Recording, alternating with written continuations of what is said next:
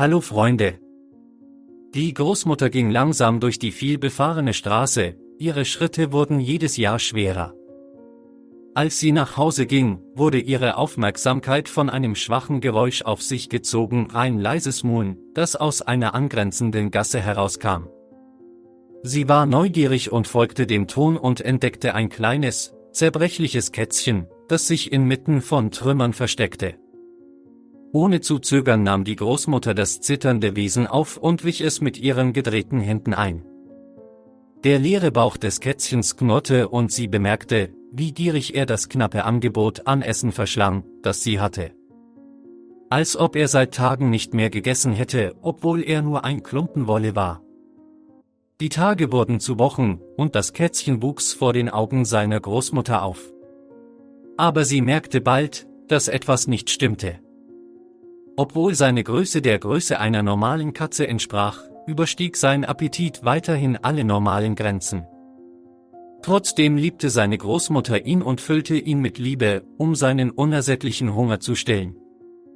Im Laufe der Zeit bemerkten die Nachbarhunde das ungewöhnliche Verhalten des Kätzchens. Ihre wedelnden Schwänze wurden vorsichtig steif, und sie entschieden sich klug, Abstand zu halten. Aber meine Großmutter sah seine Kuriositäten und schätzte seine sanfte Natur, schätzte ihre Verbindung. 2 Jahre später, als die Großmutter geschäftlich unterwegs war, störte ein unerwartetes Ereignis die Ruhe ihres Hauses. Die Gefangenen auf der Flucht fanden Zuflucht in ihrem Haus und drangen ein, ohne sich um ihre Sicherheit zu kümmern.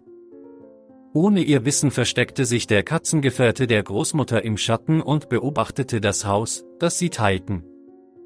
Während die Angreifer ihre Sachen durchsuchten, warf sich die Katze furchtlos mit nackten Krallen und abgetrennten Zähnen auf sie zu. Es entwickelte sich ein erbitterter Kampf, in dessen Folge die Gefangenen außer Gefecht gesetzt wurden und sich nicht bewegen konnten. Der Klang des Kampfes hallte durch die ruhige Gegend und alarmierte aufmerksame Nachbarn, die sofort die Notdienste riefen. Kurz darauf kam die Polizei an, die die unfähigen Verbrecher und die tapfere Katze fand, die auf der Wache des Hauses der Großmutter stand.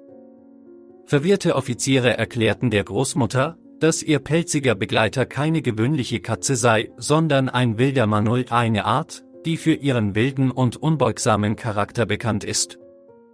Sie warnten sie, dass sie sich unwissentlich selbst in Gefahr brachte, wenn sie mit einem solchen Wesen lebte. Als die Offiziere jedoch die Verbindung zwischen Manul und der Großmutter beobachteten, änderte sich ihre Sichtweise. Sie erlebten eine tiefe Verbindung, die auf Vertrauen und Liebe aufgebaut war, eine außergewöhnliche Kameradschaft, die den Instinkten der Wildnis trotzte. Die Offiziere bewunderten den seltenen Fall, dass Manul eine solche Hingabe und Schutz gegenüber einem Menschen zeigte.